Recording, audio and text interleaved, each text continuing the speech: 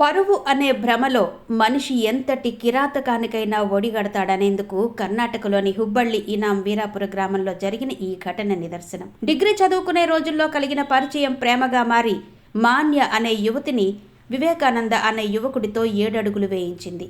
అయితే తన కుమార్తె ఒక దళిత యువకుడిని పెళ్లాడడాన్ని జీర్ణించుకోలేకపోయిన తండ్రి ప్రకాష్ గౌడ పాటిల్ కన్నబిడ్డపై కక్ష పెంచుకున్నాడు. ప్రేమించిన వాడి కోసం తన మాట కాదని వెళ్లిన కూతురుని తమ పరువు తీసిన శత్రువుగా చూశాడే తప్ప తన రక్తం పంచుకు పుట్టిన బిడ్డగా గుర్తించలేకపోయాడు. మాన్య ప్రాణభయంతో భర్తతో కలిసి ఊరు విడిచి వెళ్లినా తండ్రిలోని క్రూరత్వం చల్లారలేదు.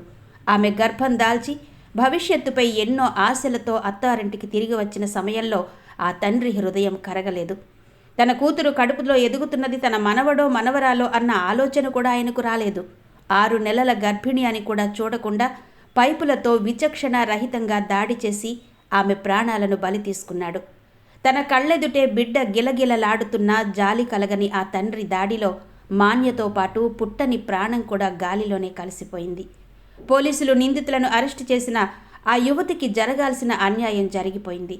కులమనే కుళ్ళిన వ్యవస్థ కన్న ప్రేమ కంటే గొప్పదని భావించే సమాజంలో మానవత్వం మంటగలిసిపోతోంది.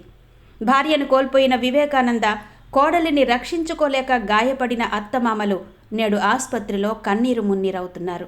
ఒక ప్రేమికురాలి ఆశలు, ఒక గర్భిణి స్వప్నాలు, ఒక పసిపాప భవిష్యత్తు కేవలం పరువు అనే అహంకారం ముందు బలైపోయాయి.